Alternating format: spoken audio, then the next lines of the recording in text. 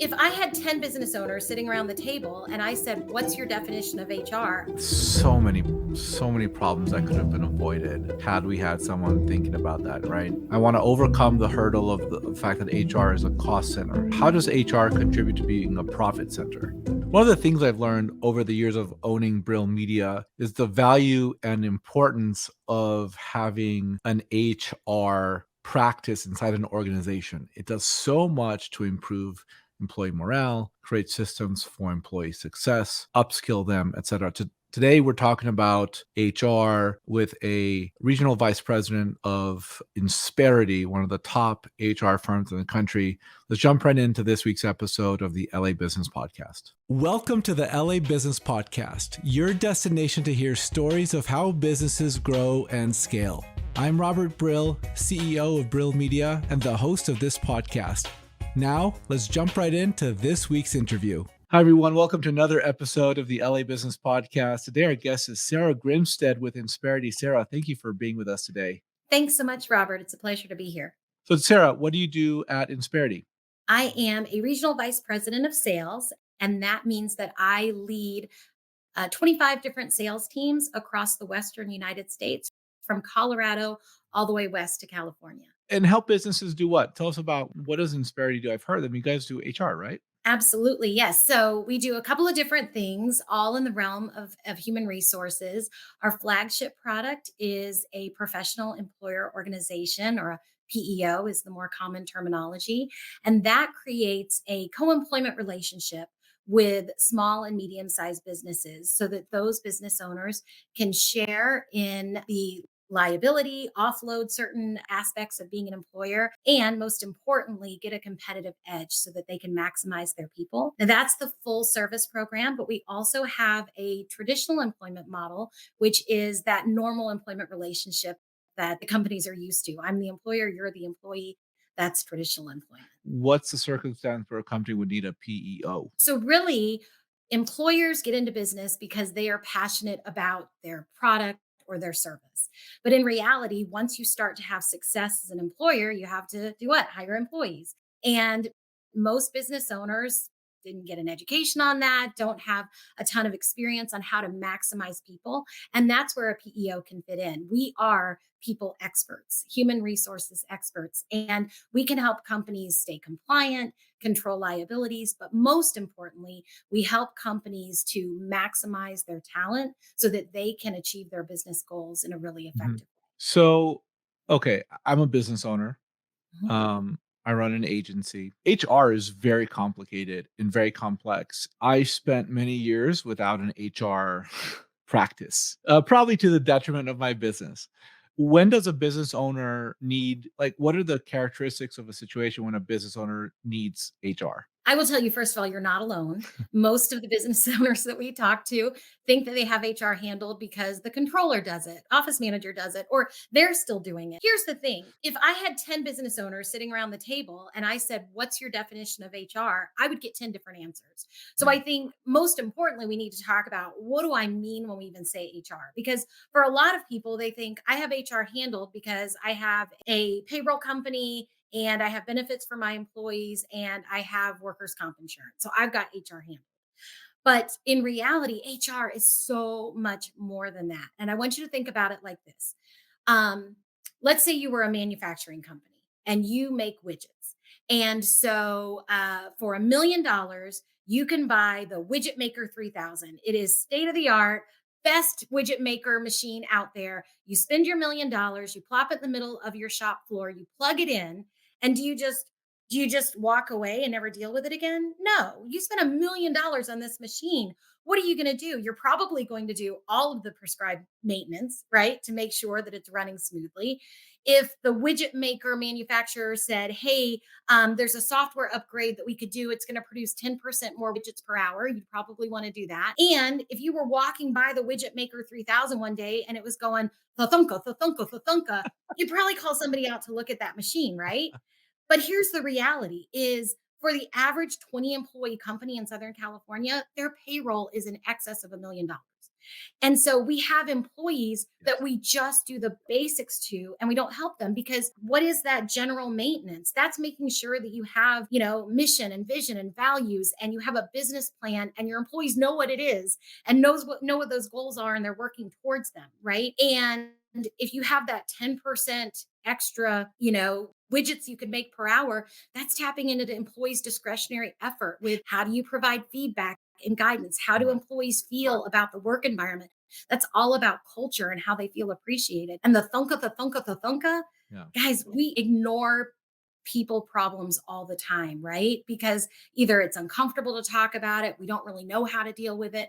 But in reality, all of those things jeopardize the productivity of your team and ultimately cost you way more in lost opportunities than just investing in it and focusing on it. 100%. I fully agree with that. And it took time in the evolution of our business, as a startup to really focus on the people. I mean, so many problems that could have been avoided had we had someone thinking about that, right? And really what resonates for me with your point, Sarah, is the fact that, as entrepreneurs, there's a lot of things we're not taught.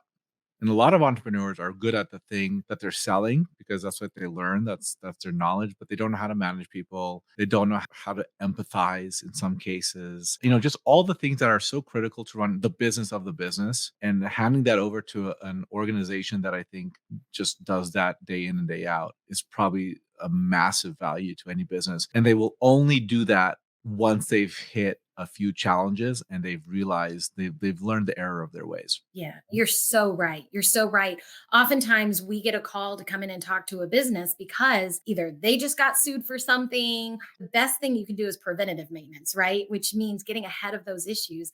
I will tell you this, the one of the biggest concerns that business owners share with us is I don't know what I don't know. Right. And especially in California, look, the government makes it hard to be an employer in this state. A lot of business owners get into trouble just because they thought that they were doing the right thing or they thought that they were helping an employee out. And it just takes, quite frankly, one disgruntled employee to call attention to a practice and it can be, a really significant financial hit. This is a very broad question, but maybe there's some metrics around it. How much should a company be paying for HR services? Hmm. Right? Obviously, you need to know the number of people, the state, et cetera. But like, how would I think about HR services for a company of over 20 people? Yeah, that's a great question. And you're right, it varies a lot. There are some stats out there that the Small Business Administration has put out, the US Chamber of Commerce has put out. And really, depending on the business, it can be anywhere from 3 to 6% of your total payroll is spent on HR related services. Now, That's that's correct. going to be a wide range. And of course, it depends on if you have highly compensated employees or not. But HR consists of everything from the stuff, right? Meaning the payroll and benefits and workers' comp, all the way up to, and the administration of those things, all the way up to providing training and development opportunities, recruiting, and so forth. So, in addition to just your payroll taxes and the actual cost of your workers' comp and your benefits program, you can expect to spend another 3 to 6% on administrative expenses. What are the benefits of HR? And I'll speak for myself, but I have the feeling it probably applies to a lot of business owners. I want something that's going to make my people more productive and my business run smoother. I want to overcome the hurdle of the fact that HR is a cost center. How does HR contribute to being a profit center? Yes. Oh my gosh, I love that question because I am a firm believer that if HR is costing you something, you shouldn't be doing it. It should always be looked at as an investment. And what is your ROI going to be from putting this in place? There's actually a really interesting study out there that looked at the companies voted best places to work. And Mm, essentially, it looked at public companies voted best place mhm, to work and compared their performance to the S&P 500 to some other just benchmarks, mm, and those companies voted best places to work far outpaced the earnings. There might be a stock tip in here, I don't know. Far outpaced the earnings of their counterparts. And then there's also another a Harvard Business School study that looked at a group of companies and it compared what they invested in HR practices, meaning how much did they train their employees? mm. How much did they spend on a lot of maybe the softer HR stuff Mhm. that many businesses ignore. And the top 10% of the companies performing spent way more on HR, but it clearly paid off in the returns versus those companies in the bottom 10% of HR spend had way less productivity and success. And so this is just to be said that HR truly is an investment because when you can leverage your greatest asset, which is your people, 100%. all running towards that same finish line with really clear goals and objectives, feeling like they're important, given the resources and tools they need to be successful, they will perform at a higher level. And so, look, it's a harder to measure ROI for sure, but absent doing anything, or even worse, having really bad HR practices, those companies with strong HR outperform every time.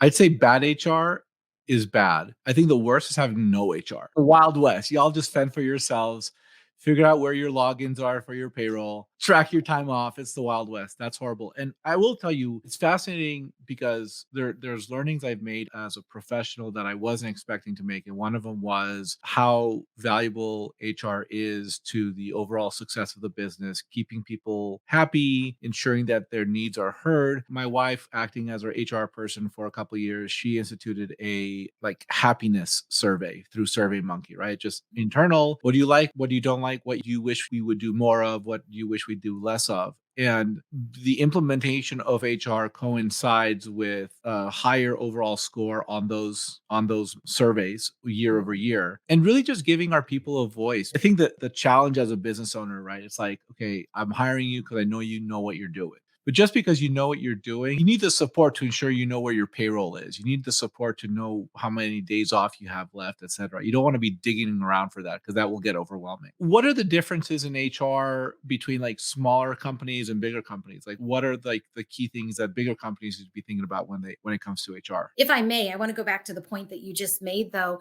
which is that happiness survey, which is a fantastic name for it, by the way. I love that. But you said doing nothing is the most detrimental of all. And I agree with you because when employees are asked for their feedback and they provided their feedback, good and maybe not quite as good, Sure. right, on that survey, if a business does nothing with it, and employees feel like you asked me, but then you never took action, that is worse than not asking at all. And so, even if the survey is overall positive, there's still something less positive than the other, right? So, if they rated 90% happiness in all these different categories, but one category was 80%, that's where, as an employer, you need to take action. Make sure that you report back, make sure that employees understand these changes that we're making are a result of your feedback. And that can build culture up where asking for feedback and then not doing anything about it absolutely drives culture down. And culture in a business is like every other relationship, right? You have to work on it. And it's the same thing with employees. Sometimes we as leaders make bonehead moves Yeah. and we don't think about it. We don't do it intentionally, but we do. And it hurts culture. And so leaders really need to approach culture as a living, breathing relationship and think about it and work on it all the time. And that is regardless of the size of the business. But back to your other question, which is what's the difference between small business and large business in terms of HR? I think that, that really kind of is the impetus for working with a PEO because one of the biggest differences between small and big companies is resources. Big companies have the ability to have full built out HR departments with people in all of the different specialties of HR, where a small business may only, if they have an HR person, they're probably a generalist with only experience in one area. The other difference as it relates to HR is big companies have buying power. Big companies can have very comprehensive benefits programs with all the bells and whistles designed to attract and retain talent, where small businesses may struggle to put something like that in place, both from the cost perspective and also just managing multiple programs like that takes time and someone to do it.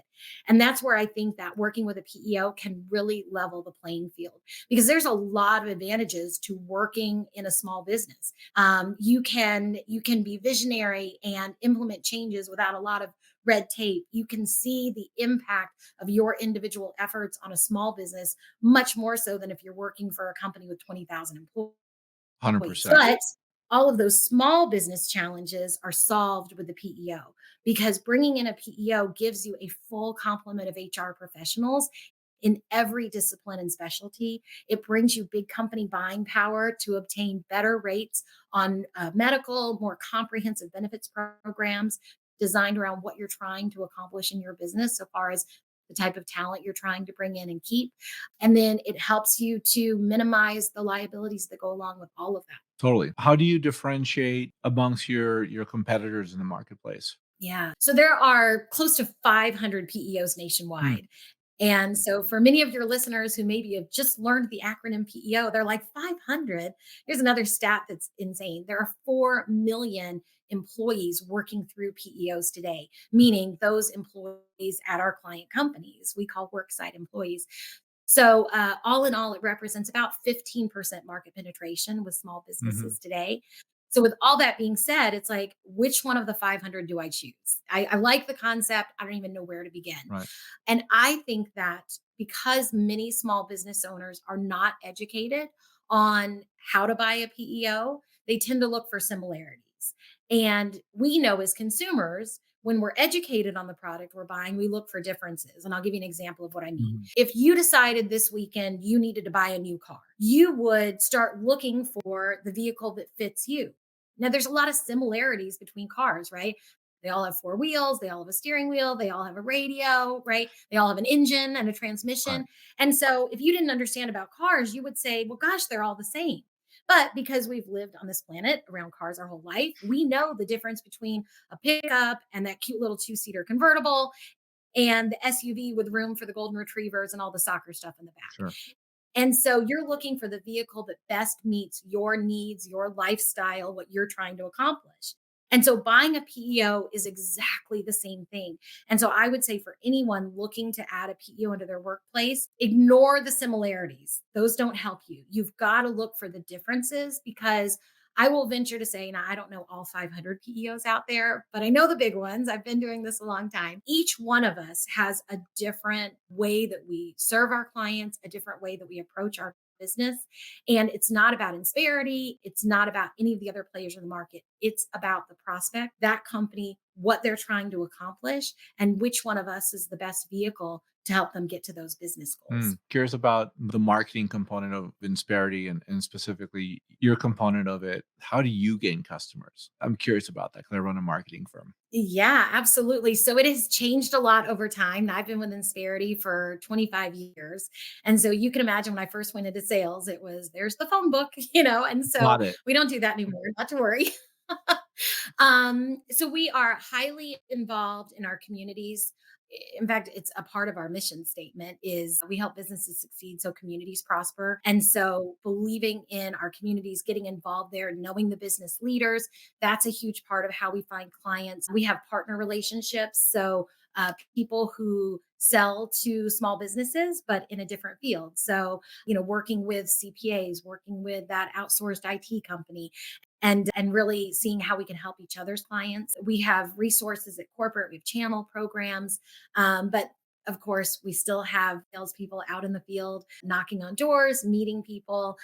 I will say that post pandemic, canvassing, which is super old school, right, has really had a What is resurgence. Just canvassing? going, meeting people in person, going and walking into businesses, they are much more receptive than they were pre-pandemic. I think that it's just people want to see people in person again and meet face to face. So I'm curious because I've been thinking about that for my business. A lot of our business is really focused on being a white label for other agencies, specifically on media buying. And it's like, how do I get those channel partners? So I'm actually thinking about that marketing myself. So, like when you work with IT firms or bookkeepers, what does that look like? How do you go about enrolling an IT firm or a bookkeeping firm to refer? Like, what does that look like from a marketing standpoint? Sure. Yeah. So we prospect for relationships the same way we prospect for clients. Mm, And so we want to find relationships that match our core values and are a good fit for us. And mm, so we will literally set up coffee meetings, conversations with, whatever the person is. Let's say it's a CPA mhm, and we're interviewing them. Is this someone who I would feel comfortable referring business to?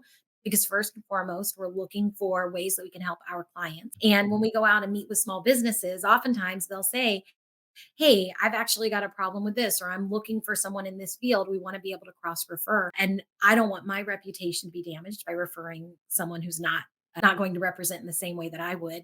And so I would say for anyone looking to build kind of this partnership or this channel arrangement, make sure that you're finding a company that does business the way that you do, approaches customer service the way that you do, and you're going to have a natural synergy with that person such that they're willing to cross refer. The way that Mm, we identify who we want to partner with, like those different groups, because Insperity helps small businesses and we can help any small business, mhm, we look for people who also serve small business. So think about this exercise. If I was not from Southern California, but I moved here and I'm an entrepreneur and I'm opening my business, who do I need to know? Well, mhm. first I need to find office space. So I need to know a commercial real estate guy. So Right. I want to have a commercial real estate guy in my wheelhouse, right? As a salesperson, I'm going to need an accountant. I'm going to need a labor attorney. I'm going to need someone to print my business cards. You can kind of go down the list and just brainstorm it. You, as a small business owner, Mhm, looking to expand your relationships should have one of all of those types of people in your wheelhouse so that you become such a resource to your clients that you know everybody. I had a client one time, this was such a compliment, I thought, who asked us, "Do you know a new cleaning service?" She's like, "I know that doesn't have anything to do with what you do, but you guys seem to know everybody. I just thought you might know someone that can come in and help us clean our office." And to me, I just thought that was such a great thing that what we're talking about is really being seen by our clients in terms of being a resource. That's a nugget I'll have to chew on. Okay, so going back to Insperity, when you onboard, if someone wants to reach out to you, what exactly happens? What's the process if they want to like get to know Insperity? So the first thing would be they would meet with a business performance advisor, which is the name for our sales force. And we're going to talk about the business. We're really not going to talk about Insperity. What we want to understand is how did you get started? Where are you today? And then most importantly, where are you trying to go? Because that gap between where you are now and where you want the business to be, your people directly or indirectly make that happen, Mhm, right? There is not a business problem that you can name that I can't relate back to your people in most would be 3 steps, usually mm, 2 steps, because your people are going to handle it. If let's say you're an importer and your supply chain with China is messed up because of embargoes. Well, how on earth would Insperity help you with that? How on earth would your people change embargoes in China? Well, you're not able to get product out of China. What are you going to do? You need to find another manufacturing source. You need to find another, relationship for that. Who's going to find those relationships for you? Your people, right? wow, And so every business problem relates back to your people, which is why your talent is so incredibly important. And mhm. taking care of them is the difference between success and failure. And if people want to reach out to you, Sarah, how do they reach out to you? So if you're interested in learning more about Insperity, insperity.com is a great place to go. And then certainly on that website, you can see client testimonials, speak to someone directly, and set up an appointment to have a business performance advisor come out and meet with you.